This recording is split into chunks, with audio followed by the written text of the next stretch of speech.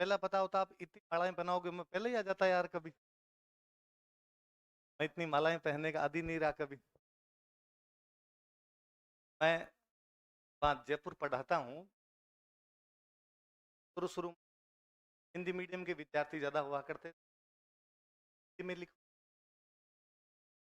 जैसे जैसे विद्यार्थी इंग्लिश पढ़ने लगा कि यार अब यदि इंग्लिश पाएंगे तो दुकानदारी बंद हो जाएगी, तो इंग्लिश में माना पास करो, तो इंग्लिश में लिखवाने शुरू। मैं एक लाइन लिखवाता हूँ यूं, एक बीच में अलवर का इतिहास जब पढ़ाते हैं तब उसमें लाइन आती। अलवर के राजा तेज सिंह जो थे, उनका नाम गांधी जी की हत्या में आया था, इसलिए उनको गिरफ्तार कर लिया गया। तो मैं हिंदी में जब लिखवाता हूँ तो मैं कहता हूँ कि भाई महाराजा तेज सिंह का नाम गांधी जी की हत्या में आया। मैं इंग्लिश मीडियम वाले बच्चों के आगे कॉपी देखता हूँ और मैं देखता हूँ कि कई इंग्लिश मीडियम वाले बच्चे पहले लिख लेते हैं, बहुत सिंपल सी लाइन अपने आप ही लिख लेते, वो लिख देते हैं उसके मर्डर ऑफ गांधी जी। मैं उनको कहता हूँ कि ये असैसिनेशन है, ये मर्डर नहीं है। तब मुझे सर आप खूब याद आते हो। मुझे अब भी क्लास का किस्सा याद आता है कि मैं 2006 में सर के पास पढ़ने के लिए जाया करता था। अब मुझे नहीं पता, सर का पूरा फॉर्मेट ही चेंज हो गया। उस समय सर दो ही बैच पढ़ाया करते, एक सुबह पढ़ाते एक शाम को पढ़ाते, और हम वेट किया करते कि भाई सर का नया बैच कब शुरू होगा और हम उस बैच में। मैंने सर को एकमात्र सर ही देखा था जो क्लास में घुसने से पहले जूते बाहर उतरवा दिया करते थे, जूते बाहर खोल के आओ, ये सरस्वती का मंदिर है। तो सर क्लास में समझाते कि खुद के एग्जाम्पल देते तब समझाते। मैं अखबार पढ़ रहा था और मैंने पढ़ा कि 1991 में राजीव गांधी का मर्डर हो गया, और अखबार में लिखा आता था असैसिनेट।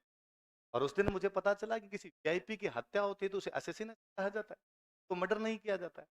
मेरे दिमाग में फिट है सर। जब जब मैं वो वाक्य लिखवाता हूँ मुझे वो राजीव गांधी वाली आपकी बात याद आती है। आपने लिट्टे पे फिर कई देर लंबा भाषण और दिया था। मैं अब भी जब कभी क्लास में यूं बच्चों को कोई चीज आती है, मैं जब उनको समझाता हूँ कि रिसेंट प्रेजेंट अलग होता है, रिमोट प्रेजेंट अलग होता है, तब मुझे पुनः लगता है कि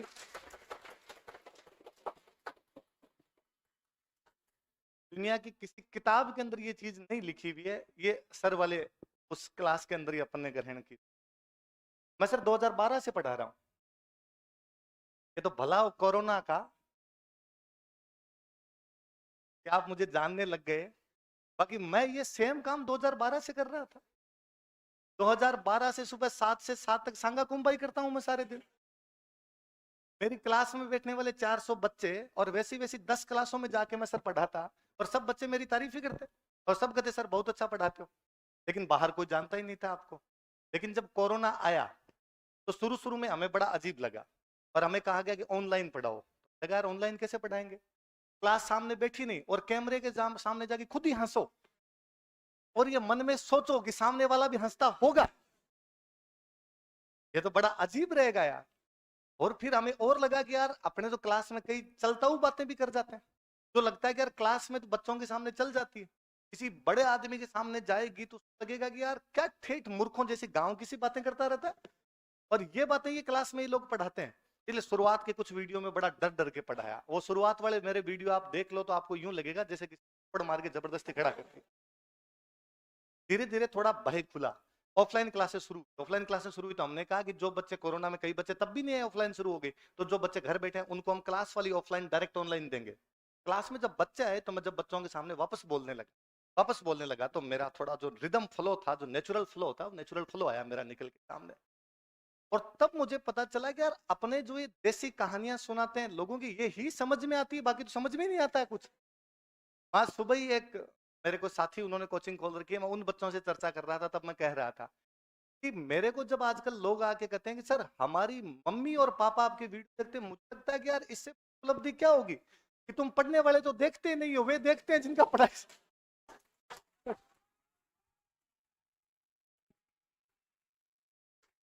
पढ़ाई से लेना देना ही नहीं है कोई, वो वीडियो देख रहे हैं। मुझे मेरे साथ में मैम पढ़ाते हैं तो सीनियर है काफी, तो वो दीदी मेरे को एक दिन बोले कि मेरी मम्मी कौन या हमारे परिवार को ये लगता है कि आपको तो चौथ की कहानी भी आती है, और महिलाएं जब चौथ का व्रत करती है तो आपसे कहानी सुन के खोल सकती है व्रत। आजकल लोगों को चौथ की कहानी नहीं आ रही है। तो मेरे से मैं क्लास में उदाहरण भी देता और देता। एक किसी यूं आपकी तरह बच्चों से कहीं चर्चा करने के लिए गया हुआ था, वहां मैं सर के बारे में बोला और मैंने कहा कि मैं अक्सर क्लासों में बोलता रहता था कि यार मैंने जो सीखा कि अक्सर लोग मुझे यूं कहते हैं कि सर आप अच्छा बोल लेते हो, अच्छा नरेट करते हो, आप स्टोरी टेलिंग अच्छी करते हो। तो मैं हमेशा बच्चों को क्लास में कहता ही था कि मैंने ये सर से सीखा है, किशोर सर का मेरे पे खूब प्रभाव है, भयंकर प्रभाव है। एक किसी वीडियो के अंदर बोला, सर को किसी ने वीडियो भेज दिया, सर का मेरे पास शाम को फोन आया। मेरी यो सर उस दिन वाकई मेरी 1 मिनट तक बोलने की हिम्मत नहीं थी कि मैं बोलूं कैसे, कि सर से कैसे बातचीत की जाए। इससे पहले भी जब मैं कभी क्लासों में पढ़ाता और मुझे कोई बाहर निकल के कई बार कोई बच्चा कहता, सर किशोर जी पढ़े हो गए, हाँ तुझे कैसे पता चला, बात रिपीट करो सेम री सेम।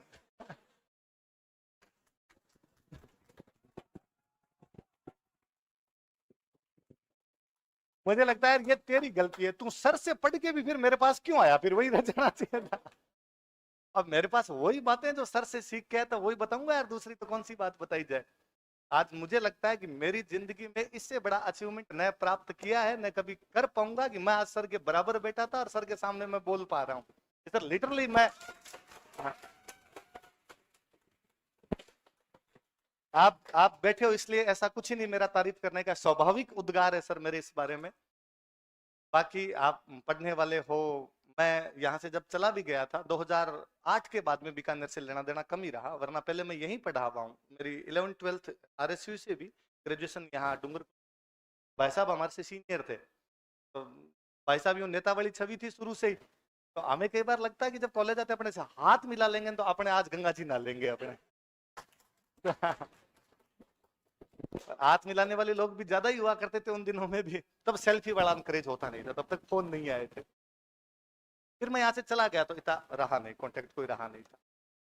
मेरे एक सिस्टर यहीं पे रहते हैं, तो उनके बच्चे जब कोचिंग वोचिंग करने लगे तो मैंने शरद जी के, अरविंद जी के कहा कि भाई ऐसे कोई लोग हैं पढ़ाते हैं। फिर मुझे पता चला कि यार अपने लगभग उसी टाइम के अंदर ये दूसरे कॉलेज के अंदर पढ़ रहे थे, दूसरे कॉलेज में था, मेरे के साथ वाले इनके साथ में और पढ़ रहे थे।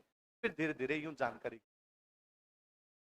2010-8 में वहां चला गया, 2012 से तो पढ़ाना ही शुरू कर दिया था। पिछले कुछ सालों से ये पढ़ाने वाला काम चल ही रहा था और मुझे लगता है मैं चीजों को रूट लेवल से समझा देता हूँ किसी, इसलिए लोगों को थोड़ी समझ आने लग गई और इसलिए लोग थोड़े जानने लग गए। यूट्यूब ने आजकल आप लोगों को इतना वो कर रखा है, जंजाल के अंदर बांध रखा है। आज सुबह वाली इस कोचिंग में कह रहा था कि कई बार जब मुझे कोई स्टूडेंट आके कहता है कि सर हम सारे दिन आपके वीडियो देखते हैं, मुझे लगता है तुम देखते नहीं हो, आ रहा है तुमने मेरा एक आधा वीडियो देखा था। ये आर्टिफिशियल इंटेलिजेंस है कि यूट्यूब को लगता है कि ये इसको पसंद करता है, इसलिए वो सारे दिन मेरे दिखाएंगे, तुम अब चाह के भी दूसरे नहीं देख पाओगे। तुम्हें अब देखने ही पड़ेंगे क्योंकि टाइमलाइन में तुम्हारे 10 में से 8 वीडियो को है, बचकर जाओगे कहां। अब तुम्हें कुछ ना कुछ सुनना ही पड़ेगा, उसमें मैंने यदि बकवास भी कर रखी तो सुनना पड़ेगा।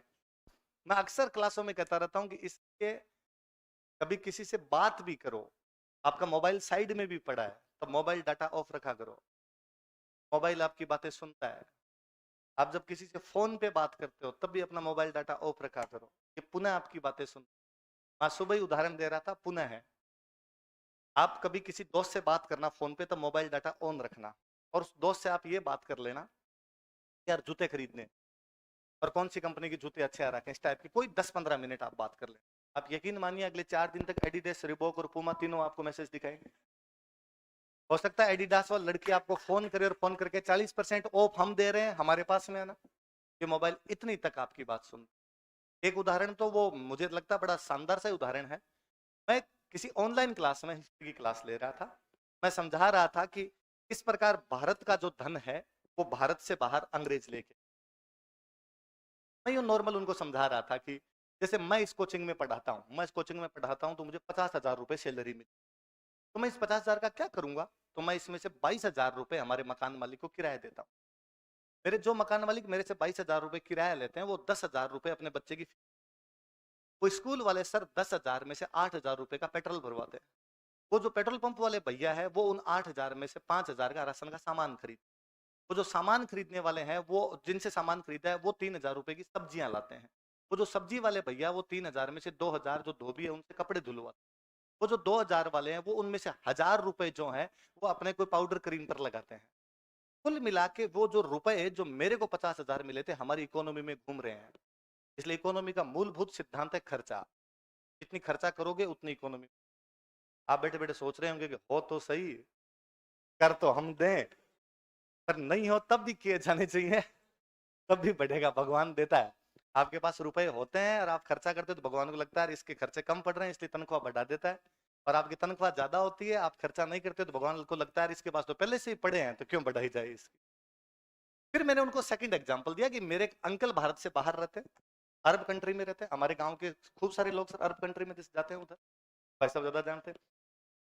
तो अरब कंट्री में मेरे एक काकोसा रहते हैं, उनको वहां पे 50,000 रुपए सैलरी।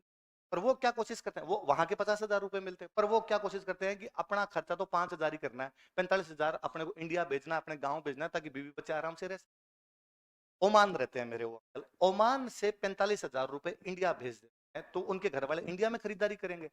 ओमान के 45,000 रुपए इंडिया के काम आए, ओमान के काम आए। इकोनॉमिक ग्रूम इंडिया की भी है, ओमान की भी। इंडिया की भी, उनका पैसा उनके कोई काम नहीं है। अब सेम एग्जांपल अंग्रेजों का जब टाइम था, भारत पर अप्लाई कर लीजिए कि अंग्रेजों का एक अधिकारी भारत के अंदर रहता था, उसको सैलरी भारत दिया करता था, पर खर्चा इंग्लैंड के अंदर। इसलिए हम कहते हैं कि अंग्रेजों का तंत्र उस प्रकार के से था, जो गंगा के किनारे से सब कुछ सोख लिया करता और टेम्स के किनारे सब कुछ नहीं, यहाँ से पैसा जाता उधर पैसा चलता। दादा भाई नौरोजी का सिद्धांत है धन का निष्कासन, ड्रेन ऑफ वेल्थ। धन निष्कासन, निष्कासन मतलब बाहर जाना, किस प्रकार हमारा धन बाहर गया। तो मैंने बच्चों को पूरा समझाया, एग्जाम्पल दिया, जो बोर्ड पे लिखा हुआ था वो समझाया। फिर मैंने कहा कि बाल गंगाधर तिलक ने ऐसे जो पैसा बाहर जा रहा था इसके लिए कहा था कि भारत का पैसा भारत से बाहर जाना उसी प्रकार है जैसे पड़ोसी की बीवी के लिए मेकअप का सामान लाना। लुगाई किसी की है, लिपस्टिक दिलाते हम घूम रहे हैं उसको। अब मैं यूं बोला तो ऑफलाइन बैच में तो क्या होता है, बच्चों की हिम्मत नहीं होती सामने वापस बोलने की, बच्चे हंस के रह जाते हैं। ऑनलाइन के अंदर बच्चे को पता है, नाम तो अजीब अजीब से नाम लिख के रखते हैं, पापा की परी, तो मम्मी की लाडो टाइप के ऐसे कुछ नाम लिखे हुए, हाँ, या कोई खूंखार बंदा। तो किसी एक एक बंदे ने उधर से कमेंट किया कि सर क्या बात है, लिपस्टिक आज तो सुबह सुबह। तो जैसे उसने ये बात की तो मैं वापस बोल गया, मैंने कहा हाँ यार, ये उसने, मैंने लिपस्टिक का उदाहरण दे दिया क्या, चलो तो दूसरा कौन सा दूं। इतने में एक कोई हाथों हाथ बंदे का दूसरे का, सर वैसे लिपस्टिक कितने रुपए की आती है आपको पता है क्या। मैं उससे वापस बोला कि नहीं यार क्या पता कितने की आती है। इतने में नीचे किसी का वापस आया, सर लैक्मे की लिपस्टिक 835 रुपए की आती है। वो क्या बात करते हो, लिपस्टिक इतनी महंगी। कुल मिला के लिपस्टिक पे चर्चा चली 5-6 मिनट।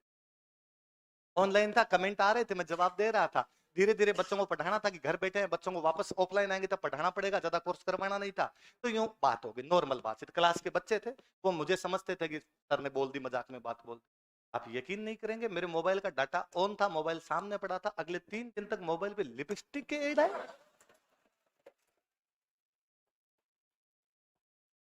मैं मैं यदि उनको फोन कर सकता तो मैं कहता उनको कि मैं सर्वथा अयोग्य पात्र हूं जिसको आप ये मैसेज कर रहे हैं, ना मैं लगा सकता हूं ना दे सकता हूं, इसलिए प्लीज बंद कीजिए इसको। इसलिए आप भी जब पढ़ें तब मोबाइल साइड में रखें। आपकी स्वतंत्रता, आपकी सीखने की तमाम क्षमताएं ये मोबाइल खा गया है। ये खूब सारी चीजें देता होगा, इसके बिना भी जीवन नहीं है। ऑनलाइन स्टडी ने जीवन को इतना सरल किया जिसकी हद नहीं, पर फिर भी जब आप अपनी सेल्फ स्टडी करें तब इसको साइड में रखें। अक्सर सर की एक बात का बहुत अच्छा एग्जांपल देता हूं, तो पता नहीं सर अब क्लास में एग्जांपल देते हैं कि नहीं देते हैं। हमारे टाइम में सर खूब दिया करते थे, मैंने वो अप्लाई किया, मैं उसमें सफल रहा। हालांकि मैं तो हिस्ट्री जैसा बहुत सिंपल सा सब्जेक्ट पढ़ाता हूँ, सर तो इंग्लिश जैसा सब्जेक्ट पढ़ाते जिसमें अपने को पहले इंग्लिश वो सब्जेक्ट इसमें अपने पहले मान के चलते हैं कि नहीं आएगा। तो नेगेटिव से पॉजिटिव में लाना बहुत बड़ी बात होती है अपने आप के अंदर। तो सर हम जाते सर, तो सर के पास क्लास में कुछ डाउट आया, डाउट आया तो खड़े होके पूछ लिया, हाथ खड़ा किया कि सर ये इसके बाद ये क्यों लगाया, इसके बाद ये क्यों आया। सर ने कहा बैठ जा, कल पूछ ले, परसों पूछना, 2 दिन का टाइम दिया। मन में कई बार बुरा भी लगता, कई बार तो ये होता है कि 2 दिन पहले फीस दी होती है, 2 दिन बाद सर कह देते कि 2 दिन बाद पूछना। हम लगता सर मरा दिया, ये तो फीस तो आपने ले ली थी। हालांकि सर फीस वाले मामले में बड़े लिबरल थे, नहीं लेते, पर जमा करवाने के बाद में कई बार होती तब यूं अजीब सा लगता। पर 100 में से 100 बार ऐसा हुआ कि मुझे दोबारा पूछने की कभी आवश्यकता नहीं पड़ी। कि 2 दिन के अंदर या वो प्रॉब्लम या तो सर के किसी लेक्चर में वापस सॉल्व हो गई थी, या मेरे दिमाग में घूमती घूमती अपने आप आ गई थी। सर को याद नहीं रहा होगा, सर इतने किस्से सुनाते हो क्लास में। तो सर ने एक दिन उसका कारण बताया। मेरे सर ने कहा कि तुम खड़े होते हो और मैं नहीं बताता, तुम मुंह छोटा सा करके बैठ जाते हो। का रीजन है, मैं ये चाहता हूं कि जो चीज अभी तुम्हें समझ में नहीं आई, ये कम से कम शाम तक तो तुम्हारे दिमाग में घुले, शाम तक तो तुम्हारे दिमाग में चले, ये बार बार क्लिक हो कि ये क्या हुआ, क्यों नहीं आया, इज के इज क्यों लगा, यहाँ पे आर क्यों नहीं लगा था, या डू क्यों लगा, डज क्यों नहीं लगा था। और यदि खुद इस प्रोसेस के अंदर जाओगे ना, तो चीजें अपने आप आ जाएगी। तो सर मारवाड़ी में कहते हैं कि ज्ञान ही उपजनो चाहिए, हृदय से उत्पन्न ज्ञान होगा तो चीजें हमेशा याद रहेगी। पर वो थिंकिंग प्रोसेस, वो जो थॉट प्रोसेस, वो जो लगातार दिमाग में ना, वो तब होगा जब दिमाग खाली है। हमने दिमाग को खाली रखना ही बंद कर दिया। हमारा दिमाग अन्य कई प्रकार की चीजों में भरा हुआ है। हम सुबह से लेके शाम तक यत्र तत्र की बातों से इतने ज्यादा बंधे हुए रहते हैं कि सारा दिन दिमाग में तो वो चलता है। अब पढ़ाई दिमाग के अंदर कैसे ला पाएंगे। भगवान बुद्ध का एक सिद्धांत है अपोहवाद। भगवान बुद्ध ने कहा था कि रात को सोते टाइम यदि आप ये सोचने लगो कि मैंने जस्ट पहले क्या किया था, कि 10 बजे सो रहा हूं तो मैं अभी 9:30 बजे क्या कर रहा था, कि 9:30 बजे मैं वॉकिंग कर रहा था, उससे पहले क्या कर रहा था, खाना खाया था, उससे पहले क्या किया था कि हिस्ट्री पढ़ी थी, उससे पहले क्या किया था कि ज्योग्राफी पढ़ी, उससे पहले क्या किया था। आप लगातार यूं जाओ तो आपको यूं थोड़ा याद करोगे तो घंटे 2 घंटे की चीजें याद आ जाएगी। 2-3 दिन प्रैक्टिस करोगे तो एक पूरे दिन की दिमाग में चीजें आएंगी। जब लगातार ये प्रैक्टिस करते रहेंगे अपने जीवन में, आप पिछले जन्म में पहुंच जाएंगे। आपको पिछला जन्म याद। और बौद्धों के सिद्धांत है, बौद्धों ने वाकई थे बेहतरीन बेहतरीन सिद्धांत दिए, हम तो भूल भाल गए। एक मैं किसी एक इंग्लिश राइटर की बुक पढ़ रहा था, किसी तिब्बत के लामा की लिखी बुक, इंग्लिश राइटर की बुक थी तिब्बत के लामा पे। लामा लामा होते हैं बुद्ध, दलाई लामा जैसे बोलते हैं। तो कोई तिब्बत का लामा था, कोई अंग्रेज गया और किसी अंग्रेज ने जाके तिब्बत कई दिन उन लामाओं के बीच में घुमा इधर उधर। तो एक दिन उसने उस लामाओं को कहा कि तुम ये सारे दिन पढ़ते रहते हो और ग्रंथ उठा के तुम्हारे सुबह सुबह करते हो, मेडिटेशन करेंगे, ध्यान करेंगे, कोई प्रैक्टिकल इंप्लीमेंट भी होता है कि नहीं होता है।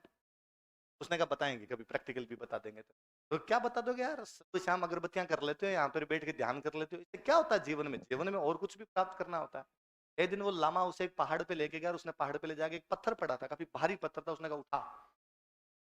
उसने अंग्रेज ने उठाने की कोशिश की तो पत्थर तो नहीं उठाया गया उससे। क्यों नहीं उठाया जा रहा, उसने कहा भारी है यार, 1 क्विंटल का पत्थर कैसे उठा लूंगा, मेरे में खुद में वजन 78 किलो है, तो नहीं उठाया जा रहा मेरे से, इतना भारी पत्थर हिला भी नहीं पा रहा। उसने कहा थोड़ा बहुत हिला लो, बाकी उठाया तो नहीं जा रहा। ठीक, 2 1 मिनट मंत्र बोले, अब उठा, वो पत्थर उठ गया। मैंने मंत्रों से गुरुत्वाकर्षण बांध दिया यहाँ का। गुरुत्वाकर्षण से मतलब ध्यान करने से, मनन करने से हमने उनके प्रैक्टिकल इंप्लीमेंट करने बंद कर दिए। प्रैक्टिकल इंप्लीमेंट करने बंद इसलिए कर दिए क्योंकि अब हमारे दिमाग में बहुत कुछ चीजें चलती। पढ़ाई के लिए सबसे अधिक जरूरी है कि दिमाग बाकी सारे वायरस से खाली रहे। आप कई बार नहीं कहते कि मोबाइल के अंदर की हैंग होने लग गया, क्यों, ये चीजें ज्यादा है, स्पेस फुल हो गया है ना। मैं फोटो डिलीट कर दूं, मैं इसमें ये कोई वीडियो डिलीट कर दूं, मैं इसकी मूवी डिलीट कर दूं तो चलने लग जाएगा। दिमाग भी तो होता ही होगा। जितना खाली रखा जा सके उतना खाली रखा। एक और जो मैंने पिछले कई सालों में, मैं जब पढ़ता था, मैं स्टूडेंट लाइफ से इधर आया तो मैं ज्यादा चीजें जानता हूँ इस बारे में। मैंने एक और नोटिस किया, स्टूडेंट एक बड़ी गलती करता है। आप सुबह की शुरुआत जब भी करते हैं, कितने बजे से करते हैं, वट एवर, आप 6 बजे उठते हैं, आप 7 बजे उठते हैं, 8 बजे उठते हैं, मैं कतई नहीं कहूंगा कि आप सुबह सुबह उठ जाया करें, जल्दी उठ जाया करें। आपका बायोलॉजिकल क्लॉक जैसे आपको मान्य करे वैसे कर लिया जाए। हो सकता है आप बूढ़ा केस हो, रात को सोते ही नहीं हो, पूरी रात ही पढ़ते हो, सुबह उठ के सोते हो आप, जैसा आपका क्लॉक है वैसे। पर यदि मान लो मैं एक सामान्य व्यक्ति की दिनचर्या लेता हूँ कि कोई बंदा 10 11 बजे सो जाता है तो 6 बजे उठ जाए। आप एक कोशिश करके देखना अगले कई दिनों तक, आप सुबह 6 बजे उठे, उठते ही पानी मारे आंखों पे, अगले 1 घंटे तक बिना किसी से बोले, बिना किसी से कोई बातचीत के, बिना मोबाइल देखे, बिना कोई दूसरा काम, पढ़ लेना 1 घंटे। और ऐसा काम 6 7 दिन कर, आप देखेंगे कि उस 1 घंटे में, क्योंकि दिमाग खाली है। हम सबसे बुरा ये करते हैं कि सुबह उठते ही या तो अपने रूममेट के साथ में इधर उधर की बातें करते, या मोबाइल छेड़ लेते हैं सुबह उठते, और इससे भी बुरा काम करते हैं कि हम अखबार पढ़ लेते हैं। अखबार स्टूडेंट लाइफ में सुबह नहीं पढ़ना। अपने पापा जी की उम्र वाले लोग आज भी यदि सुबह सुबह कोई अखबार पढ़ने बैठ जाए तो कह देते हैं, अरे तू कलेक्टर है क्या, सुबह सुबह अखबार लेके बैठ गए। का मतलब है अखबार सुबह सुबह वो पढ़े जो एकदम खाली है। अखबार शाम को पढ़ा जाए जब आप सोने वाले हो। क्योंकि यदि सुबह सुबह अखबार पढ़ लिया तो उसमें जितनी चीजें हैं अखबार में वो पूरे दिन दिमाग में घूमेगी। उसके अंदर बाद में आएगा कि केजरीवाल ने कहा कि मोदी देते हैं, अमित शाह ने कहा कि नहीं केजरीवाल दानव है। क्या आपको लगता है कभी ये सवाल पूछा जा सकता है कि अमित शाह ने केजरीवाल को क्या कहा था, दैत्य, दानव, राक्षस और असुर? ये तो नहीं पूछा जाएगा ना कभी भी सवाल। पर वो दिमाग में पूरे दिन घूमे। इसलिए सुबह सुबह दिमाग खाली रखा जाए। 1 घंटे तक तो अपने साथ वाले से बातचीत नहीं, केवल और केवल पढ़ाई की जाए, इसके अलावा और कुछ। एक काम और किया जाए, रात को सोते टाइम ये भगवान बुद्ध वाला अपने को न तो गुरुत्वाकर्षण बांधने, ना अपने को पिछले जन्म में जाना है।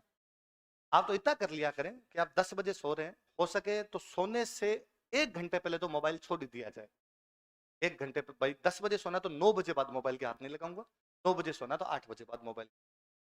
वो जो 1 घंटा अपने को हाथों हाथ पड़ते ही नींद आती नहीं, ज्यादातर के साथ समस्या है, करवटें बदलते रहे, सारी रात हम टाइफाइड फील लेते ही। तो आप 10 बजे सोते हैं तो अपने को 11 बजे नींद आती है, 10:30 नींद आती है, 11:45 नींद आती है। उस आधे पौने घंटे का जो टाइम है, वो सब्जेक्ट अभी पढ़ा था उसका पढ़ाई वो कतई नहीं है जो किताब खोल के की, पढ़ाई वो है जो किताब बंद करने के बाद होती। किताबें खोल के तो हर कोई पढ़ ही रहा है। सर इंग्लिश पढ़ाते तब कहते, मैं जब वहां गया तो हमारे स्प्रिंग बोर्ड के ओनर है दिलीप सर, वो हमेशा हिस्ट्री पढ़ाते हुए कहते कि यदि नोट्स बंद करने के बाद, किताब बंद करने के बाद आपके दिमाग में वो मैटर चल रहा है, तब तो आप पढ़ाई कर रहे हो। और यदि नोट्स बंद करने के बाद वो मैटर आपके दिमाग में नहीं चल रहा है तो नहीं। इंग्लिश के लिए सर हमेशा कहते कि भाई सोते जागते उठते बैठते प्रोसेस में इंग्लिश आ जानी चाहिए। तो फिर थोड़े दिनों के अंदर आपके विचार इंग्लिश में आने लग जाएंगे। विचार जिस भाषा के अंदर आते हैं वो भाषा आपको इजी लगेगी। अभी भी अपने को विचार कौन सी भाषा में आते हैं? मारवाड़ी में। इसलिए बहुत इजी है। अपने को मारवाड़ी बोलते समय अजीब थोड़ी लगता है, जबकि हिंदी भी बोलते समय अपना हिचकिचाते हैं। वो 4 ढंग के हिंदी बोलने वाले तो अपने लगता है अपने ना बोलना पड़े तो ठीक है, क्योंकि अपने से कुछ ना कुछ इधर उधर वाला निकले बिना रहेगा नहीं। अपने से आधे से बोले जाएंगे नहीं है। मैं अभी तक सोचता हूँ कोई ढंग का हिंदी बोलने वाला हो तो मैं यूं बोलने से पहले मैं क्लास में भी कोशिश करता हूँ कि जहां जहां आधे से आते हैं वहां वहां ध्यान से बोलूं, आधे अक्षर जहां भी आते हैं। क्योंकि मैं बीकानेर का हूं, मैं बोलूंगा विकल्प, संकल्प, आत्महत्या, पर्यापत, आत्मघाती, क्योंकि होता है आत्मघाती, आत्महत्या, विकल्प, संकल्प। मैं गंगानगर साइड में पढ़ा इसलिए मैं आज ही बोलता हूँ स्प्लेंडर, स्कॉर्पियो, सकूल, क्योंकि ये भाषा के अंदर है, क्योंकि इसमें थॉट प्रोसेस नहीं है। मेरा थॉट प्रोसेस अभी भी मारवाड़ी के अंदर है। तो आपका एनवायरमेंट जो है वो जिस प्रकार का होगा, कोई भी सब्जेक्ट कोई भी चीज तभी समझ में आ पाएगी, वरना वो सब्जेक्ट या कोई चीज समझ। अक्सर लोग और कहते हैं कि सर आपने पढ़ाया तो हमारी हिस्ट्री समझ में आ गई थी। ऐसा नहीं है। यहाँ का कोई भी सब्जेक्ट तब समझ में आ जाएगा जब आप उसको अपने हिसाब से नरेट करना शुरू कर। मैंने शायद हिस्ट्री को मेरे वे में ले जाके नरेट करना शुरू कर, बच्चों को डायरेक्टली वो हिट कर गया, इसलिए उनको इतनी चीजें समझ में आने लगी। सबको नहीं आती, खूब सारे लोगों को अभी मेरे से पढ़ने के बाद भी नहीं है, लेकिन बहुत सारे लोगों को आने लग गई, क्योंकि मेरा और उनके नरेट करने का जो तरीका था वो एक जैसा। आप छोटी क्लासों को याद कीजिए, आपको वे तमाम सब्जेक्ट अच्छे लगे हैं जिनके सर अच्छे लगे, जिन सर की शक्लें अच्छी लगी, जिन सर का व्यवहार अच्छा लगा, वो सब्जेक्ट भी अच्छा लगा, भले वो सब्जेक्ट कितना ही खराब था। और जिन सर की शक्लें अच्छी नहीं लगी या जिनका व्यवहार अच्छा नहीं लगा, जो अपने वो खोड़ने लगे, वो सब्जेक्ट भी नहीं आया, भले ही उन सर ने कितना ही अच्छा पढ़ा दिया। सर बुरा नहीं मानेंगे, गणित और अंग्रेजी वाले मास्टर कभी अच्छे नहीं लगे। उल्टा अपने ये सोचते थे ये बीमार क्यों नहीं होते।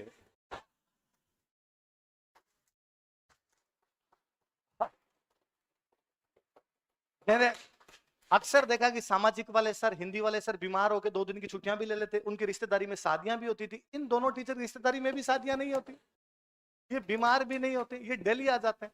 अपने को कभी उतना है। और इनमें भी 6ठी 7वीं 8वीं 9वीं 10वीं उनमें किसी एक क्लास में इंग्लिश के सर अच्छे आगे, मैथ्स के सर अच्छे आगे, वो क्लासें बहुत, वो सब्जेक्ट भी बहुत। इसका मतलब था कि हमारी और उनकी फ्रीक्वेंसी मैच कर गई थी। अब वो लेवल है नहीं, अब आप एक दूसरे लेवल पर आ जाते हैं, दूसरे लेवल पर आ जाते हैं, तो अब आप अपने हिसाब को उस फ्रीक्वेंसी लेके जाइए, अपने हिसाब से चीजों को रेट करना सीख। जब आप ये करने लग जाएंगे तब सारे सब्जेक्ट भी याद होंगे, सब करने लग जाएंगे। कंपटीशन बेहद टफ वाला कंपटीशन, हर तरफ देखोगे तो चारों तरफ यूं आपको मिलेगा। इसमें तभी सफलता है जब निरंतरता है। खूब सारे बच्चों को देखते हैं 5 दिन तक पढ़े, बहुत भयंकर ढंग से पढ़े, 5 दिन बाद में खुद नहीं कहा अब 2 दिन का रेस्ट करूं। अपने को चाहिए फुल इज्जत, अब क्यों 5 दिन पढ़ लिया, मिर्जापुर अपना है पूरा का पूरा। हाँ, अब मैं कहता हूं भले रेगुलर 3 घंटे पढ़ लिया, और 7 के 7 दिन हमारे एक वहाँ 2013 में टॉपर रहे, देवयानी मैम टॉपर थे, वो 2013 में उनकी तीसरी रैंक थी। एक दिन वो किसी क्लास के अंदर मोटिवेट करने के लिए गए, तो एक बच्चे ने पूछा कि मैम कभी कभी आप डिप्रेस नहीं होते थे, आपको नहीं लगता कि पढ़ाई नहीं हो रही है, छोड़ दूं? कहा हाँ होती थी, बार ऐसा लगता था। तो मैम आप क्या करते थे? बच्चों को लगा मेरी प्रॉब्लम और मैम की प्रॉब्लम सेम है। तो मैम आप क्या करते थे? मैम ने कहा वही, मैं घंटे भर तक किताबें बंद कर दिया करती थी, बाद में उठा लेती। उसने अच्छा घंटे भर ही करते थे क्या? भाई तो 10 दिन तक फील ले लेता है पूरा इस बात का। तो और लगता है कि यार जो लोग सेलेक्ट होते हैं उनकी एक अलग लेवल की पॉजिटिवनेस होती है, वो लोग एक अलग लेवल पे जाके सोचते हैं। इसलिए ये भी ध्यान रखा जाए और एक ये तो हमेशा ही रखिए, नेगेटिव चीजों से जितने दूर रह सकते हैं उतने दूर। पंथी जितनी छोड़ेंगे उतनी चीजें याद होगी। जितना हर चीज में आप जितने सेलेक्ट लोग हैं उनकी को भी देखना, वो बुरी से बुरी चीज पॉजिटिव नहीं। हमारे एक सीनियर 2008 में 8वीं रैंक आई थी, महेंद्र प्रताप सिंह। मैं उनका कई बार एग्जांपल देता रहता हूँ। उन भैया से, सीनियर थे तो हम भैया ही कहते, उन भैया से हम कभी पूछते, यू नॉर्मल भी पूछते कि भैया कौन सा रेस्टोरेंट अच्छा है, कहाँ पे खाना खा ले, तो वो किसी रेस्टोरेंट का नाम बता, अरे वो वाला, अरे जोरदार है भैया वहां पे सके, अरे कि तुम वहां की दाल खा के देखना, मजा आ जाएगा, क्या दाल मिलती। आप वहां गए, आपको लगा यार इतनी अच्छी भी, इतनी भैया तारीफ कर रहे थे, फिर भैया को इसमें क्या लगा, वापस पूछा भैया इतनी अच्छी इतनी, भैया ने कहा अरे कैसे नहीं थी, उसमें ये था ये था ये था। मुझे और लगता है कि यार ये लोग हर चीज में पॉजिटिव ही देखते हैं, अपने खोड़ ले। इसलिए अपने को इसमें भी कहीं ना कहीं नेगेटिविटी लगी थी, अपने लगा मिर्चें तो कम है इसके अंदर, अपने को नहीं आया था। बाकी पॉजिटिव आदमी तो हर जगह पॉजिटिव देखता ही है, और वो लोग जिंदगी में सफल भी होते हैं। वो आपको नेगेटिव लोग, इस प्रकार के खोड़लापंथी करने वाले लोग इतने सफल कभी भी नहीं मिलेंगे आपको। तो चीजों को, आसपास के एनवायरनमेंट को बहुत शुद्ध रखा जाए। मैं आज पिछली कोचिंग में बता रहा था, मैं पुनः आपको बताऊं, कोशिश कीजिए कि दिन के 3 घंटे 2 घंटे ये ऐसे होंगे जब हम कुछ ही नहीं बोलेंगे, केवल पढ़ेंगे, बोलेंगे नहीं किसी, मौन व्रत करेंगे। इससे अच्छा और कुछ ही हमसे होना ही बंद हो गया। हम पढ़ते भी हैं तो आधे घंटे सीधे पढ़ रहे हैं, आधे घंटे बाद टांगे ऊपर अपने ऐसे, है ना, उसके बाद एक पसवाड़ा लेके इधर बैठेंगे, खड़े हो जाएंगे, कोई फिर अपने लेवल पे जाके बात करेगा कि वो एक्चुअली मैं जब तक खड़े खड़े पढ़ाई नहीं करता हूँ ना, एक्चुअली तब तक मेरे से पढ़ाई नहीं होती, एक्चुअली मेरा प्रोसेस तब। अरे यार बैठने से होती है पढ़ाई, कि तूने अपने दिमाग के अंदर ही बिठा लिया इस प्रकार की चीजें कि ऐसा करने से कुछ होगा, कि हमसे 2 घंटे तक एक जगह बैठा भी नहीं रह पा रहा है। आप वो बैठ जाएंगे 2-3 घंटे तक कर लेंगे।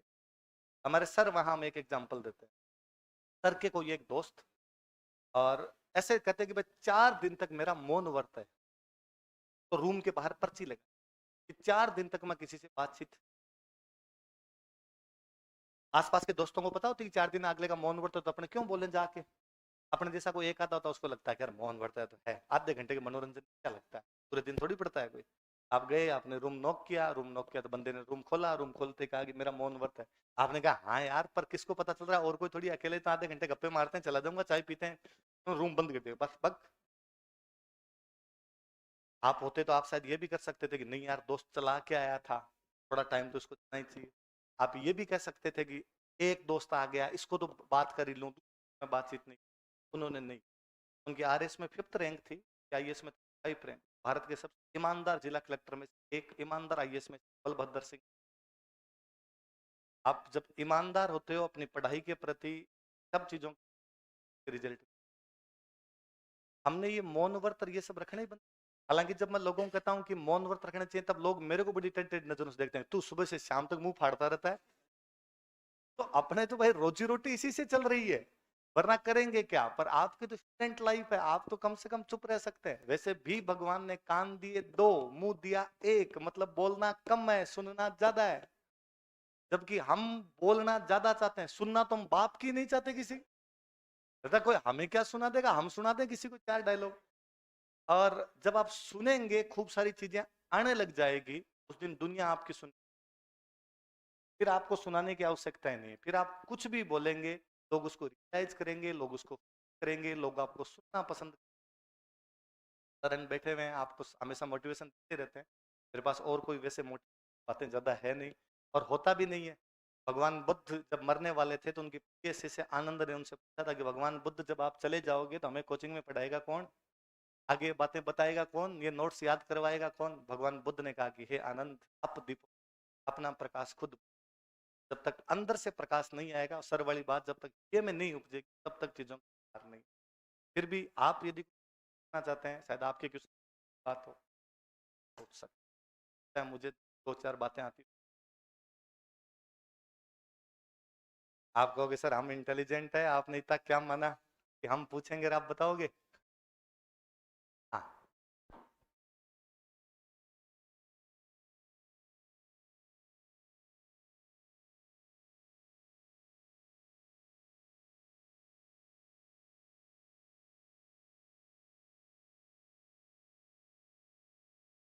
हाँ मैं समझ गया। तुम इनका कहना है कि भाई ये तो कोई फ्रेशर तैयारी करता है, और फ्रेशर तैयारी करता है तब उसको लगता है यार मैंने तो अभी तैयारी शुरू की।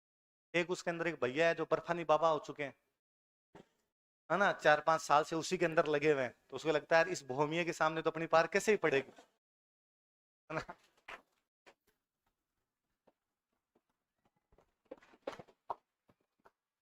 कॉन्फिडेंस बहुत भयंकर चीज है। मैं एक फर्स्ट ग्रेड, हम वहां कभी RSIS को पढ़ाते हैं, कभी first grade and second grade इनको नहीं पढ़ाते, मास्टरों को नहीं पढ़ाते, हमें लगता है यार मास्टर खोड़ ले होते हैं।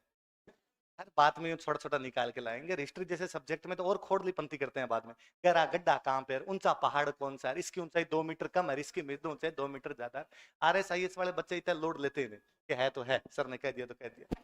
एक बार को फर्स्ट ग्रेड का बैच बना लिया, बैच बना लिया तो दिलीप सर ने थोड़े दिन पढ़ाया, सर हिस्ट्री पढ़ाते थे, फिर मुझे कहा तू चला। मैं नहीं जाऊंगा उधर, वो सारे नेट JRF किए हुए MA किए हुए बैठे हुए लोग हैं, ज्यादातर कोई सेकंड के थर्ड के टीचर हैं, और मैं उनको क्या हिस्ट्री पढ़ाऊंगा, मुझे इतनी हिस्ट्री थोड़ी आती है। करने का राजवीर, ये पूरा आत्मविश्वास का खेल है। जब तू वहां पे जाके खड़ा हो तब ये सोचना कि मेरे से ज्यादा इतिहास किसी को नहीं आता, मैं अंतिम पैगंबर हूं, मेरे बाद दूसरा कोई पैगंबर नहीं आएगा। तो जब भी ये ख्याल आए तब ये सोचना कि भैया को इतना ज्यादा ही आता तो पहले ही सिलेक्शन हो ही जाता। भैया अभी भी बैठे हुए ना, इसका मतलब भैया के रोड़म पट्टी है कुछ ना कुछ। तो भैया अभी 2-3 साल वेट और करेंगे, इतने में तेरा हो जाएगा सिलेक्शन। लोड नहीं लेना इन चीजों का आपने। और कोई? हाँ। मैं तो खुद ही सफल हुआ नहीं, तो ये तो कैसे बता सफलता कैसे मिलती है? यदि कोई फड़ बाजार में ऐसी कोई पुड़िया मिलती होती, हाँ,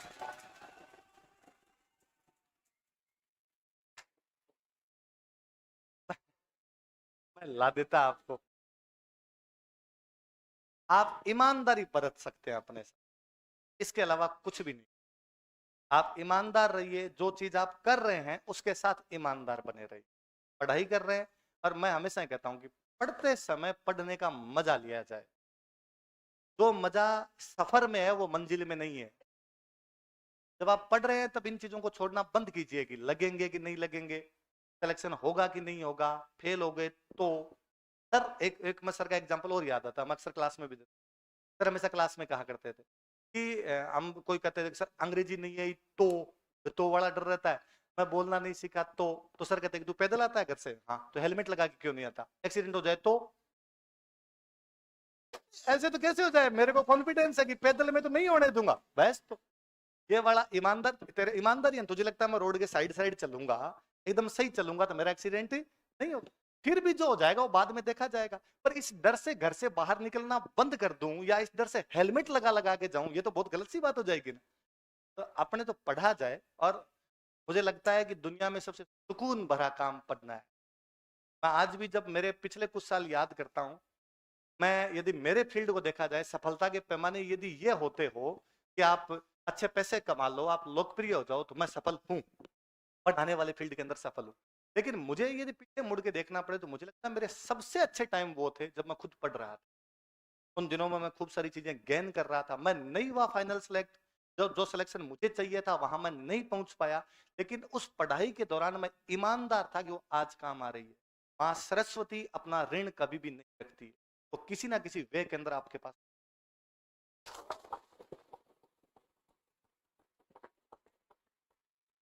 सर हमारे साथ 2010 में वहां हमारे साथ कोचिंग करने के लिए एक बंदे आए, ऑलरेडी ग्राम सेवक लगे हुए सर। साथ वालों ने किसी ने कहा इंटेलिजेंट तो मैथ सब्जेक्ट रहा है तुम्हारा, तुम RS की तैयारी क्यों नहीं करते? उन्होंने RS का प्री पास किया 2012 में, मेंस में फेल हो गए, मतलब इंटरव्यू कॉल उस साल थर्ड ग्रेड का एग्जाम दिया उन्होंने, मास्टर का, उसमें पास हो गए। कारण ये कि ग्राम सेवक में माथापच्ची ज्यादा होती है, मास्टर वाले में पढ़ने का टाइम मिल जाएगा, ग्राम सेवक में पढ़ने का टाइम, तो सर ग्राम सेवक छोड़ के थर्ड ग्रेड आ गए। 2012 में पुनः आरएस दिया, पुनः प्री पास हुए, मेंस में फिर फेल हुए, सेकंड ग्रेड सेलेक्ट, आरएस में रह गए। बनना आरएस है, उधर तो बनना ही नहीं है, वो तो दे रहे हैं, साथ साथ में हो रहा है। 2013 में पुनः आरएस दिया, इस बार मेंस भी पास किया, इंटरव्यू दिया, सिलेक्शन नहीं हुआ, वापस इधर फेल हो गए, उधर फर्स्ट ग्रेड में सिलेक्शन। 2016 में वापस आरएस दिया, वापस आरएस में सिलेक्शन हुआ, इस बार आरएस में सिलेक्शन हुआ, पर साथ साथ में उधर कॉलेज लेक्चरर में और सिलेक्शन हुआ। उन्होंने कॉलेज लेक्चरर छोड़ के बाद में डिप्टी ज्वाइन किया, 56 रैंक है, जेडू सिंह करनौत आजकल अबू में डिप्टी लगे हुए। तो मैंने देखा कि पढ़ाई के दौरान उनका आरएस में नहीं हो रहा था, पर बाकी वाले सारे कंपटीशन पास कर रहे, क्योंकि वो अपनी पढ़ाई के प्रति ईमानदार। मुझे अब भी याद आता है कि बीबीसी सर भी खूब कहा करते थे, वहां कोचिंग में भी खूब बताया गया कि यार बीबीसी के समाचार सुना करो, उससे आपकी टंग ठीक होती है, बोलने की शैली सुधरती है आपकी। तो बीबीसी के दो कार्यक्रम आते हैं, एक सुबह सुबह आता है नमस्कार भारत, एक शाम को आता है दिन भर। तो उनको बीबीसी के समाचार याद होते 1 घंटे के, और वो डेली शाम को आके हमें कहते कि आज बीबीसी आज बीबीसी था, आज बीबीसी। सर अभी उन्होंने थोड़े दिन पहले अबू साइड से लड़कियां गुजरात में बिकने के लिए जाती है, तो पूरा गिरोह काम करता, उस गिरोह को पकड़ा था, तो उनको सम्मानित किया, तो उनको बीबीसी वालों ने फोन किया कि हम आपका इंटरव्यू लेना चाहते हैं। वो भाव विभोर थे कि मैं जिस बीबीसी को सुनता था वो बीबीसी मेरा इंटरव्यू लेना चाहती है। ये इसलिए संभव है कि उनके काम में ईमानदारी थी।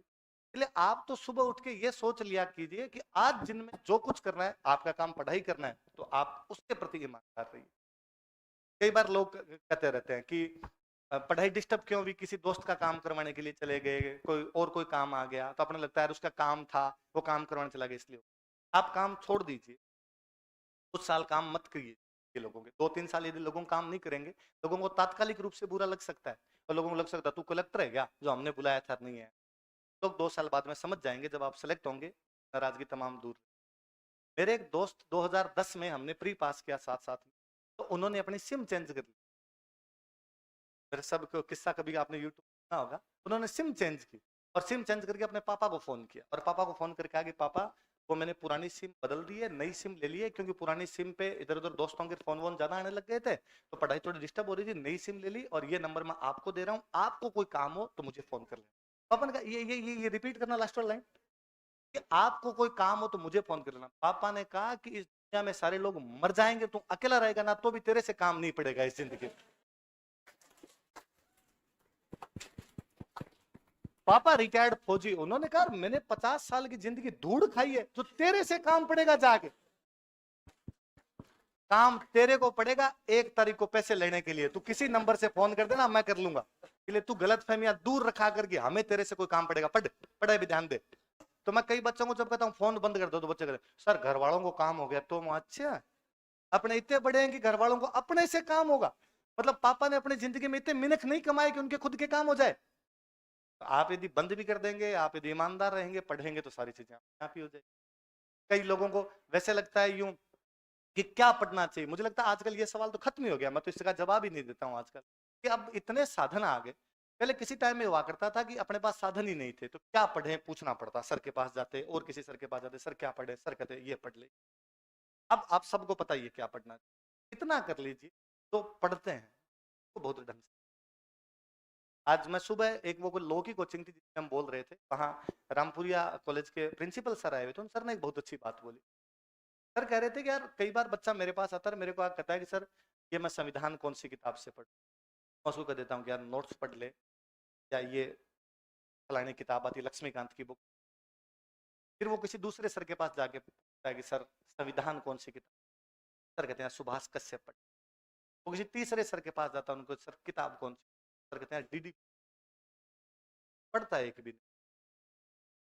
मैं कहता हूँ खाली नोट्स पढ़ लीजिए या कोई एक किताब पढ़ लीजिए, बेड़ा पार। मुझे एक सिंगल आदमी ला के दिखा दीजिए जो ये कह दे कि उसको सारे नोट्स याद हो गए। कैसे हो, आप किसी भी एग्जाम की तैयारी कर रहे हो, आपको सारे नोट्स याद हो जाते हैं क्या? लोगों को 70% भी याद हो जाते हैं। हमारे वहाँ उपेंद्र शर्मा 2016 में 5वीं रैंक थी, मेट्रो में इंजीनियर थे। 7 बजे की क्लास होती, नाइट शिफ्ट होती, उनकी नाइट शिफ्ट लेते ताकि रात को बैठ के पढ़ लें, रात को इतना काम नहीं होता मेट्रो में, तो सुबह सुबह उठ के चले जाए। मेट्रो में जो सीनियर आए हुए थे वो थोड़े खड़ूस थे, तो कहा सर 6:45 छुट्टी दे तो 7 बजे तक कोचिंग पहुंच जाएंगे। उन्होंने कहा नहीं, करके जाओ। तो 7 बजे यदि वहां से छूटेंगे तो 7:30 पहुंचे, भाई 7:30 पहुंचते वो, तो 7:30 पहुंचते, तो डेली वो 15-20 मिनट क्लास चली जाती है उनकी। जब उनका सिलेक्शन हो गया तो एक दिन हम बैठे थे तो कहा कि सर वो अच्छी राइटिंग में लिखे हुए नोट्स दिला दो किसी बच्चे के। क्यों? तो सर अब मेरा सिलेक्शन हो गया तो जितने भी रिश्तेदार वगैरह है वो कहते हैं कि आपके नोट्स दो, हमारा बच्चा आपके नोट्स पढ़ेगा तो इसका भी सिलेक्शन। तो मैंने कहा दे दो आपके नोट्स, आपने भी नोट्स बनाए थे। तो मैंने कहा सर एक्चुअली मैं तो आधे घंटे लेट आता था ना, फिर तो आधे घंटे वाला आधी क्लासों में लिखा हुआ, आधी में लिखा हुआ ही नहीं। तो आपने क्या पढ़ा? जितना लिखा गया उतना पढ़ लिया, उससे हो गया सिलेक्शन। मतलब आधे घंटे का ना भी लिखा जाए वो भी याद हो जाए तो भी सिलेक्शन। यहाँ अपने मर रहे हैं इस बात के लिए नोट्स 5-7 ढंग के इकट्ठे कर लिए जाए और 5-7 ऐसी किताबें लाई जाए जिनके कवर बहुत चिलकने चिलकने होते हैं, ताकि कोई आए तो उसको बताने में से लगे। और आप एक नोट्स का 10 बार रिवीजन कर सकते हैं, 10 किताबों को एक एक बार ही पढ़ सकते हैं। जो पढ़े उसको बहुत अच्छे से पढ़ ले, एक बार के अंदर हो गई होगी बातें। सर बताएंगे ज्यादा बातें। Yes.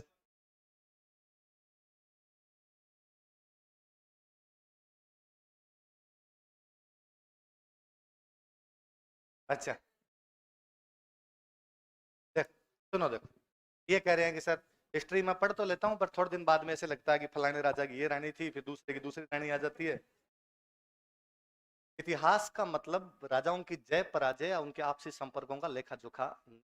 हमने हिस्ट्री को इस लिहाज से बहुत अजीब बना दिया कि हमें लगता है इतिहास का मतलब एक राजा की कितनी रानियां थी, उन रानियों से कितने कितने टाबर हुए, और हम राजा रानियों के नाम याद करते रहते हैं। मैं अक्सर क्लास में बच्चों को कहता हूँ कि इतिहास में पिछले 10 साल के पेपर उठा के देखिए, उनमें युद्धों के क्वेश्चन 10 भी नहीं है। हिस्ट्री लगातार अपने आप को पॉलिटिकल से कल्चरल की तरफ मूव करती जा रही है। प्लीज राजा रानियों के बच्चे के नाम और युद्ध बंद कर दीजिए पढ़ना। जब शुरू सर मैं वेरी फर्स्ट क्लास में पढ़ाने के लिए गया, मैं तैयारी कर रहा था, यूं क्लास में सर ने भेज दिया कि तू पढ़ा ले। मैंने जाके पढ़ाया पहली क्लास के अंदर कि लिखो भूताला का युद्ध जैतर सिंह और इल्तुतमिश के बीच। तो बच्चों ने पूछा मेरे से कि सर भूताला कहाँ है और भूताला का युद्ध कब हुआ था? ये दोनों सवाल मुझे नहीं आ रहे। नहीं तो मुझे ये पता था कि भूताला कहाँ है, नहीं मुझे ये पता था भूताला का युद्ध कब हुआ था। मैंने उस बच्चे से पूछा कहाँ है, तो कोई दूसरे थर्ड ग्रेड मार्ट साहब बैठते, उन्होंने कहा सर नागदा के पास में। नागदा के पास में मतलब उदयपुर में। मैं लिख लो भाई भूताला उदयपुर में। सर युद्ध कब हुआ था? यार नहीं पता मेरे को कब हुआ था। एक कोई बच्चा खड़ा, उसने कहा सर 1222 से 1234 के कभी हुआ था। कभी हुआ था मतलब सर गोपीनाथ शर्मा ऐसा लिखते हैं कि एग्जैक्ट सन तो पता नहीं है पर 1222 से 1234 के आसपास में कभी हुआ था इसके बीच। जब इतिहासकार ही नहीं पता पर पाए कब हुआ था तो अपने क्यों करना है? तो बच्चों का टाबर टाबर होता है उनका। नहीं सर फिर भी आप बताओ, एक तो बताओ क्या होता है। मगर 1234 लिखे क्यों? 1234 ही क्यों लिखे? मगर याद करने में सिंपल रहेगा, 1 2 3 4। बाकी ये मैं यकीन से जानता हूं ये क्वेश्चन कभी नहीं पूछा जाएगा कि भूताला का युद्ध कब था। सवाल ये इंपॉर्टेंट है कि इस युद्ध में दिल्ली का कौन सा सुल्तान हारा था। इससे भी ज्यादा इंपॉर्टेंट ये है कि ये कौन सी किताब में लिखा हुआ है। ये जयसिंह सूरी की हमीर मद मर्दन में लिखा हुआ है। इंपॉर्टेंट ये ज्यादा है कि हमीर मद मर्दन में हमीर कौन है जब जैतर सिंह और इल्तुतमिश के बीच में युद्ध हो रहा है। युद्ध तो जैतर सिंह और इल्तुतमिश के बीच में, तो हमीर कौन है इसी में? तो तब पता चलता है कि इसमें हमीर इल्तुतमिश है। तो फिर और समझ में नहीं आता कि इल्तुतमिश हमीर कैसे हो सकता है, इल्तुतमिश तो इल्तुतमिश है। आप और पढ़ेंगे तब पता चलेगा कि यार ये फारसी का अमीर शब्द है। अपने आज भी किसी पैसे वाले को या कोई आदमी रेपुटेड होता पड़ेगा तो ये अमीर आदमी है। इसलिए मुसलमानों में जो एलिट क्लास हुआ करती इसको अमीर कहते हैं। इसलिए बुक लिखने वाला ये लिख रहा है कि दिल्ली के अमीर को हराकर भगा दिया था, अमीर अपनी मारवाड़ी में आता था, अमीर हो गए। सवाल ये इंपॉर्टेंट, आप अपनी पूरी एनर्जी इस बात पर खर्च कर देते हैं कि 1224 है, 1225 है या राजसमंद है, उदयपुर है। मुझे सिंगल क्वेश्चन दिखाए जो इस प्रकार का था। पहली बात तो ऐसा सवाल आता ही नहीं है, और यदि आता है और आपको नहीं भी आता है आपकी मेरिट पे कोई फर्क नहीं पड़ता। एक सवाल आया क्वेश्चन कि भारत के प्रधानमंत्री का नाम बताइए। तमाम लोग करके हैं नरेंद्र मोदी। आप क्वेश्चन पढ़ते टाइम थोड़ा गलत पढ़ गए, आपको जल्दबाजी में लगा इसने पूछा भारत के प्रथम प्रधानमंत्री का नाम बताइए, और आप करके आगे जवाहरलाल नेहरू। ये सवाल आपको बहुत नेगेटिव लेके जाएगा क्योंकि सारे लोगों का सही था, आपका गलत हो। एक सवाल दूसरा आया, युगांडा के राष्ट्रपति का नाम बताइए। किसी को नहीं आता, आपको भी नहीं, कोई फर्क नहीं। यदि आपको आता भी है तो भी मेरिट में कोई फर्क नहीं। क्या हो जाएगा यदि एक सवाल आपको? मुझे याद है एक बार ये आपका छोटा बड़ा एग्जाम लेने वाली है कौन सी RSMMB टाइप का जो होता है, उसने कोई एक एग्जाम पूछा कि जयपुर में इस साल कितनी स्ट्रीट लाइट लगाई गई।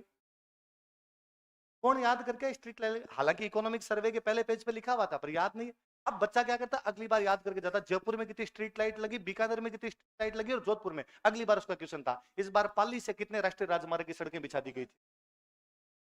अब मुझे अब भी पता है 2000 मैं 2010 का मेंस लिख के आया। 2010 में मेंस लिखने के बाद 2012 में जब मैं वापस लिखने गया तो मेरी तैयारी अच्छी हो गई, ठीक था, कॉन्फिडेंस ज्यादा था उस साल। तो तब दो पेपर लगते, एक पेपर होता हिस्ट्री का, एक पेपर होता जीके।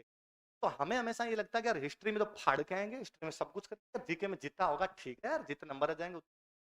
2010 में मेरे हिस्ट्री में क्वेश्चन सही हुए थे 47-48 100 में से, तो मुझे लगा इस बार 57 चले जाएंगे, खूब अपने को क्या करना। पर मैं जब पेपर दे रहा था मेरे क्वेश्चन 70 से ऊपर निकल गए। तो मुझे दो डाउट आए मन में, या तो पेपर इतना सिंपल है कि सबको 70-70 आ रहे हैं, अब स्थिति बहुत विकट है। पढ़ने वाले स्टूडेंट को हमेशा माता जी से अरदास करना चाहिए कि पेपर टफ आए। जिस दिन पेपर सिंपल आएगा ना, पढ़ने वाला मर जाएगा, क्यों उसमें गधे गधे गधे सारे बराबर हो जाते हैं। तो मुझे लगा यार कितना सिंपल है, क्या पता मुझे 70 आ रहे हो, पड़ोसी को 75 आ रहे हो और उसको 80 आ रहे हो, तो मर जाएंगे।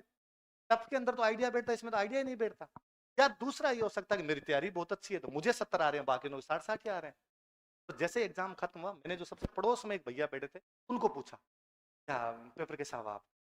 तो भैया बाल बाल उड़े हुए, सीनियर भैया काफी, जैसे तुम बता रहे थे भी उस टाइप के कोई भैया, तो मैंने उनको वैसे देख के पूछा इनको एक्सपीरियंस होगा, तो उन्होंने देख के कहा कितना टफ पेपर आया था इस बार।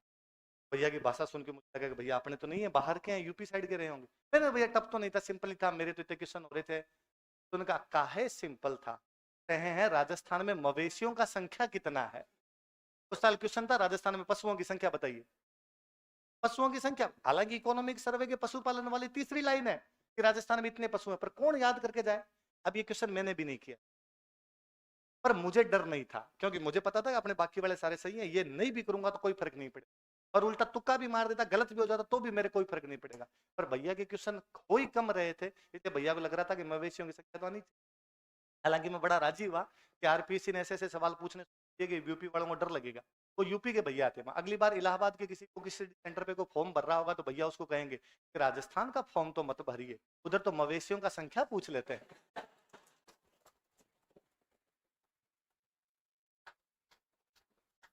चीजों को आप कॉम्प्लिकेट करते हैं। मैं एक सिंपल सी बात बता के चला जाऊंगा आपको, लास्ट बात है। आप तो एक काम कर लिया, कोई टॉपिक पढ़ो, उसको पुराने क्वेश्चन निकाल, केवल पुराने क्वेश्चन निकाल लिया कीजिए आप कि ये मैं हमेशा कहता हूँ कि मेरे को आगे कोई कई बार कहता है कि अरे सर आपको हिस्ट्री बहुत अच्छी आती है, मैं मन ही मन बड़ा शर्मिंदा महसूस करता हूँ कि नहीं आती, नहीं आती हिस्ट्री। इतिहास बहुत बड़ा विषय, किसी को कैसे आ सकता है, किसी आदमी को नहीं आ सकता, तो मुझे कैसे आ सकती है। तो सर नहीं आप अच्छा पढ़ाते हो, तो मैं सोचता हूँ मैं पढ़ाता क्या हूँ। जैसे मान लो किसी के बारे में पढ़ाना, कि मुझे पढ़ाना है एकीकरण के बारे में पढ़ाना, राजस्थान का एकीकरण पढ़ाना, तो क्या पढ़ाऊं मैं जाके। या मुझे गांधी जी के सविनय अवज्ञा आंदोलन पर पढ़ाना है, तो मुझे क्या पढ़ाना चाहिए जाके क्लास के अंदर। एक तो ये है कि मैं सविनय अवज्ञा आंदोलन पे 4 किताबें पढ़ूं, 4 किताबें जाके बच्चों के सामने उड़ेल दूं, बच्चे भी राजी, बच्चों को लगा सर को क्या नॉलेज है, भयंकर भयंकर बातें बता दी। और जो एग्जाम में जिनका लेना देना नहीं हो, पर बच्चों के सामने मेरा ज्ञान तो उड़ेल के आ जाऊं ना, अच्छा टीचर कतई वो नहीं। मैं क्या करता हूँ, मैं पिछले सालों के पेपर उठाता हूँ और मैं देखता हूँ कि एकीकरण से क्या क्या क्वेश्चन है। और मैंने देखे कि एकीकरण से 7 सवाल पूछे। एकीकरण में यह पूछा हुआ कि मत्स्य संघ कब बना था। एकीकरण में यह पूछा हुआ है कि राजस्थान संघ का प्रधानमंत्री कौन था। एकीकरण में यह पूछा हुआ है कि वरत राजस्थान की तिथि क्या थी। एकीकरण में यह पूछा हुआ है कि कहां के राजा ने कहा था मैं अपने डेथ वारंट पर साइन कर रहा हूं। एकीकरण में यह पूछा है कि एकीकरण कंप्लीट हुआ था तो राजस्थान का मुख्यमंत्री कौन था, या 2 क्वेश्चन और है। मेरा सबसे पहले रहता है कि ये 7 क्वेश्चन अपने आज के पढ़ाई में आ जाने चाहिए। 7 तो ये पक्के के पक्के लिखाने हैं अपने, क्योंकि मुझे पता है कि मैं लिखवाऊंगा, बच्चा घर पे जाके पुराने पेपर मिलाएगा, पुराने पेपर मिलाएगा, उसको जब लगेगा कि जो आज सर ने पढ़ाया था वो सारे के सारे पुराने पेपर में उसको लगेगा सर पढ़ाते तो। बच्चा ये नहीं सोचता कि पुराने पेपर सर तेरे से पहले देखते हैं, तू बाद में देखता है, अंतर इतना ही है। सर थोड़े से होशियार हो गए इस मामले के अंदर। इसलिए जब आप पुराने पेपर पढ़ेंगे तब आपको पता चलेगा कि सिंगल बार किसी रानी का नाम नहीं पूछा हुआ है, सिंगल बार किसी युद्ध का सन नहीं पूछा हुआ है, सिंगल बार कभी ये नहीं पूछा कि फलानी रानी के कौन कौन से बेटे। और यदि कभी पूछा है तो उससे मेरिट पर कोई असर नहीं पड़ा है, कि वो क्यों याद किया जाए। बहुत सिंपल वे में, सिंपल वे के क्लास में हो सकता है सर पढ़ा देंगे, मैं खुद कहता हूं मैं पढ़ाते समय कई ऐसी ऐसी बातें बता देता हूं जिसका सीधा सीधा कोई लेना देना नहीं, पर बतानी पड़ती आपको समझाने के लिए। आपको लगता है ये चीज नहीं समझाऊंगा तब तक आगे वाली चीज बच्चों की नहीं समझ आएगी, तो समझानी पड़ती। कई सालों से लिखवाते हैं कि अल्लट की एक हूण रानी थी हरिया देवी, जिसने हर्षपुर नाम का गांव बसाया था, फलाने फलाने अभिलेख से जानकारी में। मुझे कई बार लगता है कि कौन पूछेगा यार हूण रानी हरिया देवी थी, पर उसके माध्यम से मैं 4 बातें बता। उसके माध्यम से मैं बातें बताता हूँ कि यार भारतीय संस्कृति का गुण देखो, एक कि हूण बाहर से आई हुई एक जाति थी, लेकिन फिर भी हमारे राजा महाराजाओं ने उनमें ब्याह शादियां करनी। ये इंडियन कल्चर का एक गुण है जिसको बोलते हैं आत्मसातीकरण, कि हम किसी संस्कृति को अपने अंदर आत्मसात कर लेते हैं। मैं उन बच्चों को और बताता हूँ कि हूण शिव जी के भक्त थे, इसलिए हर हर महादेव का नारा भारत में हूण लेके आए थे। मैं उनको तब और बताता हूँ कि जो जो शिव जी के भक्त हुए वो बौद्धों के दुश्मन हुए, उन्होंने बौद्धों के मंदिर तोड़े, ताकि आगे चलकर जब मैं उनको ये लिखवाऊं कि बैराठ में बौद्धों के 8 मंदिर थे जिनको मिहिर कुल तोड़ गया था, मैं वहां पुनः नहीं बोलता कि मिहिर कुल क्यों तोड़े, क्योंकि बच्चे जानते हैं कि कौन था, इसलिए बौद्धों के मंदिर। आगे चलकर जब मैं उनको किसी क्लास में लिखवाऊंगा कि बाडोली का शिव मंदिर मिहिर कुल ने बनवाया था, बच्चा जानता है कि हूण शिव जी भक्त थे, जब हर हर महादेव के नारे लगा रहे थे, तो बाडोली का मंदिर हूण बनवाएंगे तो कौन बनवाएंगे? कंप्लीट। हरिया देवी का क्वेश्चन कभी नहीं है, पर हूणों के क्वेश्चन आपको इसलिए हरिया देवी समझानी पड़ती है ताकि हूण, वरना फिर वहां समझाना। चीजें पुराने पेपर देखा कीजिए, उनमें जो पूछी वो याद कर लेंगे, ताकि स्किप और चिल रह के पढ़ना। यूं दिमाग पे लोड ले लेके पढ़ते हो ना, बाल उड़ जाएंगे। साल में नहीं लेना ऐसे लोड, अपने आराम से पढ़ना, चीजों को सीखने में मजा लेना। आपको कभी नहीं लगता कि आप कभी इकोनॉमी जब पढ़ते हैं, इकोनॉमी पढ़ के घर जाते हैं और तब आपको लगता है कि यार मुझे आज रेपो रेट और रिवर्स रेपो रेट का अंतर समझ में आ गया, उस दिन अच्छा फील होता है? यदि आप कभी इकोनॉमी वाला जब चैप्टर उठाते हैं उसके अंदर पूछते हैं सेंसेक्स ऊपर चला गया नीचे चला गया, आपको समझ आ जाता है। वरना शुरुआत में अखबार में वो इकोनॉमी वाला पेज अपने साइड में हटाते हैं, ये अपने समझ में नहीं आएगा, पर इकोनॉमी जब पढ़ लेते तब वो समझ में आने लग जाता है अपने आप। इंग्लिश पढ़ते थे सर के पास में, सर कोई बताते वो इंप्लीमेंट हो जाती, कहीं बात एक आधी बात भी इंप्लीमेंट हो जाती, तो लगता है यार ये बड़ा मजा अलग है कि जो पढ़ाया अपन को जो आता है वो इंप्लीमेंट हो रहा है अपने आप। बात की तो होड़ी नहीं होती। मुझे सर वो इडियम फ्रेजेज याद करवाया करते, सर एक इडियम फ्रेजेज याद करवा दे कि कोई कोर कसर नहीं छोड़ना, नो स्टोन अनटर्न्ड। मैं जब अखबार पढ़ने लगा तो द हिंदू पढ़ते हैं, इंडियन एक्सप्रेस पढ़ते हैं, उसमें वो कई बार आता, और वो जैसे आता मैं खुश होता, मुझे दूसरे वाली भले आती नहीं थी, ये कोर कसर नहीं छोड़ना। ऊपर वाली लाइन नहीं समझ में आई, पर वो समझ में आई, इसका मतलब है कोर कसर नहीं छोड़ना है। भारत की विदेश नीति का लेख पढ़ रहा था, तो इसका मतलब विदेश मंत्री, ऊपर वाला नहीं समझ में आया, पर उस एक पंक्ति को देख लगा विदेश मंत्री ये कह रहा है कि अमेरिका से रिश्ते सुधार करने में कोई कोर कसर नहीं छोड़ेंगे। अगली लाइन अपने आप ही समझ में आ गई। आप पढ़े हुए को इंप्लीमेंट कर पाएंगे? पूछ रहे थे कुछ, फटाफट।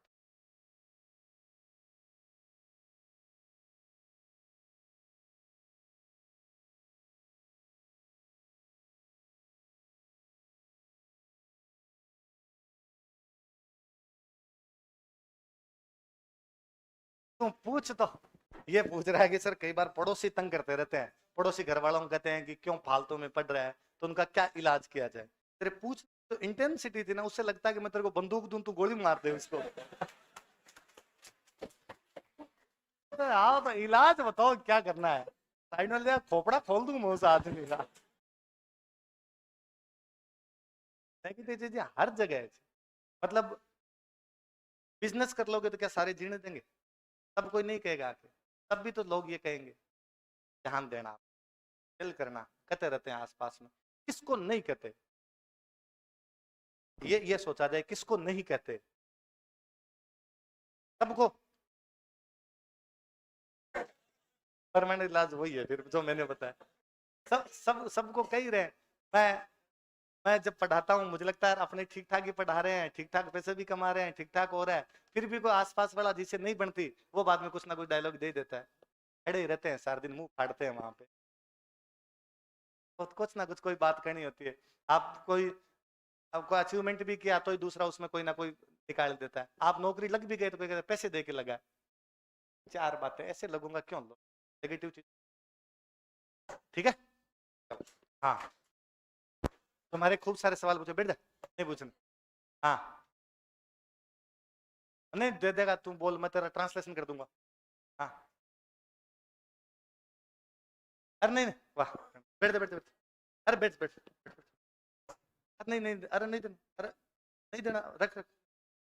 अरे वो स्टूडेंट मेरे से पढ़ी पहले से, पुरानी स्टूडेंट। हाँ तुम पूछ।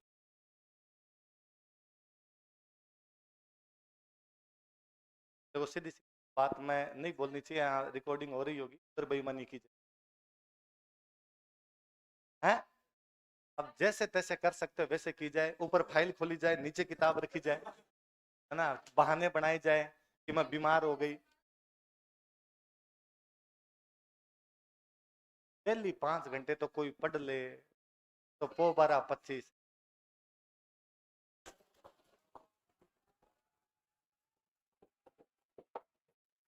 मैं मेरी जिंदगी में डेली 5 घंटे नहीं पढ़ पाया।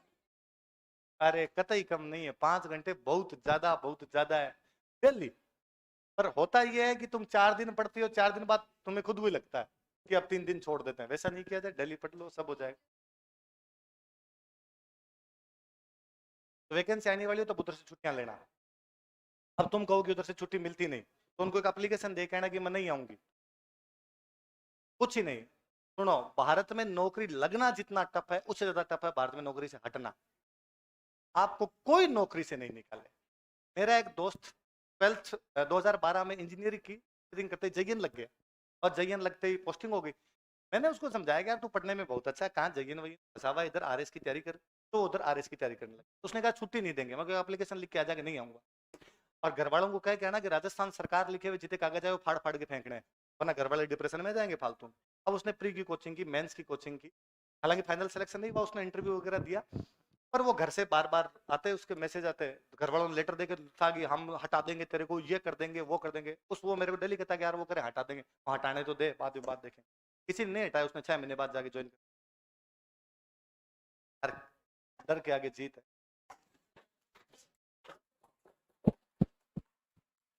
लोग लोग कितना डरते हैं। मैंने अभी जो एग्जांपल बताया आपको, जो मौन व्रत रखते हैं, सर आरएस में 5th रैंक, ट्रेनिंग शुरू होने वाली। ट्रेनिंग तो लोगों को लगता है ना कि ट्रेनिंग में नहीं जाएंगे तब तो निकाल देंगे। सर आईएएस का लास्ट चांस, आईएएस का चौथा चांस बचा हुआ, एक ही चांस बचा हुआ। बंदे ने डिसीजन ये लिया कि मैं मेंस दूंगा, ट्रेनिंग ज्वाइन नहीं करूंगा। और ट्रेनिंग ज्वाइन नहीं, सर मेंस दिया। मतलब यदि आपका आईएएस में सिलेक्ट नहीं होता तो आईएएस की चांस खत्म है, और आरएस से आप बाहर निकाल दिए जाओगे। और घर वालों को कहा कि अपना लेटर उठा उठा के नहीं देखने सर। मेंस दिया। अब मेंस देने के बाद अब तो कोई काम बचा नहीं, वापस गए तब तो ट्रेनिंग खत्म हो गई। ट्रेनिंग खत्म हो गई, सरकार को जाकर भी ट्रेनिंग तो की नहीं। सरकार ने कहा ट्रेनिंग अगले बैच में कर लेना, ज्वाइन तो कर लो। कोई नहीं निकाले नौकरी से।